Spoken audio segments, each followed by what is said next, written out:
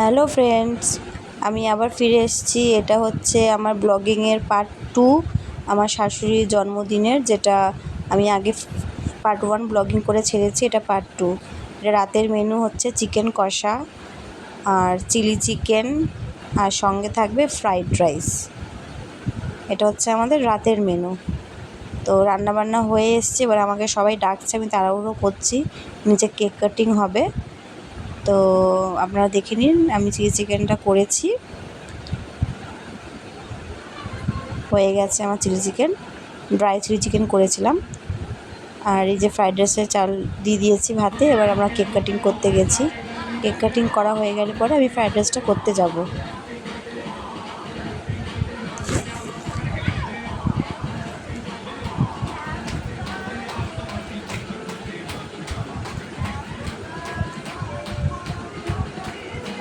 আপনারা কারা কারা আপনাদের এইভাবেই ঘরে আপনাদের শাশুড়ি মায়ের জন্মদিন বা শ্বশুর মশাইয়ের জন্মদিন সেলিব্রেশন করেন, আপনারা বলুন।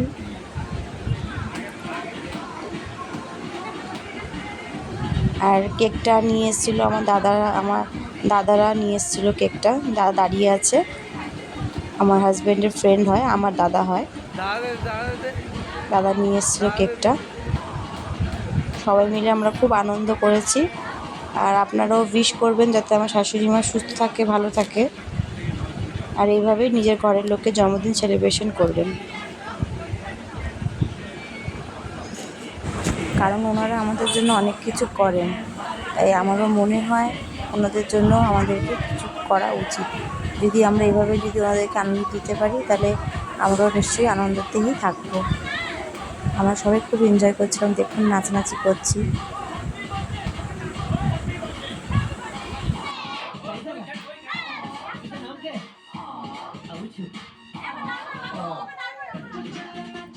এই যে আমার শাশুড়ি মা কেক খাওয়াচ্ছেন, আমার বরকে মানে ওনার ছেলেকে ভিডিও করছিল। আমরা নাচতে বলছি ওদেরকে, এখন নাচবে না, এখন কেকের দিকে মন দিয়ে রেখেছে। কেকটা কবে চটকাতে পারলে বাঁচে। আমার ছেলেটাকে দুষ্টু। এটা আমার দাদারা, দুই দাদারাও খুব আনন্দ পেয়েছে, আনন্দ করেছে। দাদারা এসছে বলে আমরাও একটু আনন্দ পেয়েছি।